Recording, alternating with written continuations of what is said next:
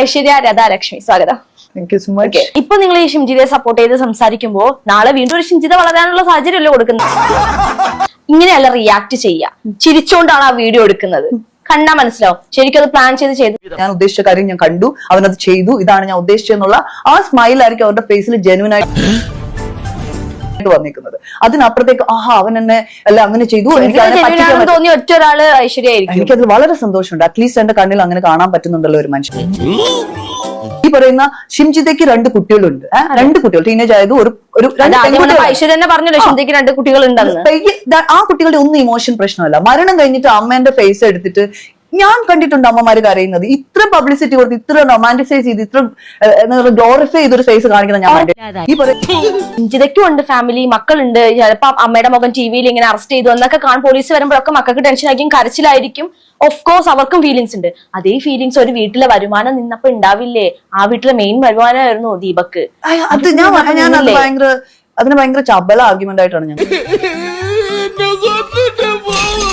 വരുമാനം നിൽക്കുക എന്നൊക്കെ പറയുന്നതും ഒരു ഇമോഷണൽ സപ്പോർട്ട്, 2 കുട്ടികളുടെ ഗ്രോത്തിന്റെ മെന്റൽ സ്റ്റെബിലിറ്റിയെ കുറിച്ച് ചിന്തിക്കുന്നത് നമ്മൾ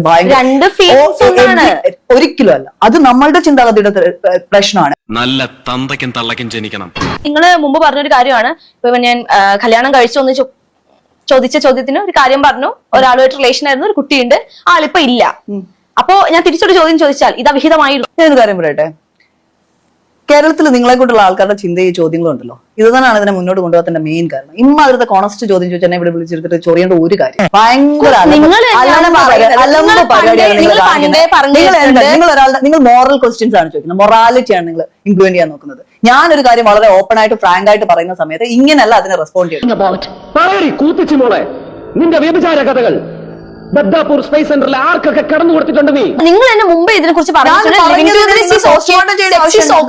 അതൊന്നും ഒരു തെറ്റല്ല, ആരും ചെയ്യാത്ത കാര്യം അല്ല, അങ്ങനെ പറയുന്നില്ല. നിങ്ങളെല്ലാവരും പുണ്യാളന്മാരും ചെയ്യാത്ത ആൾക്കാരെ അവിഹിതം എന്നൊക്കെ പറയുന്നത് നിങ്ങൾ ഈ പറയുന്ന ഒരു വൃത്തികെട്ട ചിന്താഗതി ഉണ്ടല്ലോ, വൃത്തികെട്ട ചിന്താഗതി. ഇതിനൊക്കെ മറുപടി പറഞ്ഞ് ഞാൻ വീണ്ടും ഇവിടെ ഇരിക്കുകയാണെന്നുണ്ടെങ്കിൽ നമ്മൾ തമ്മിൽ വേറെ രീതിയിലാണ്.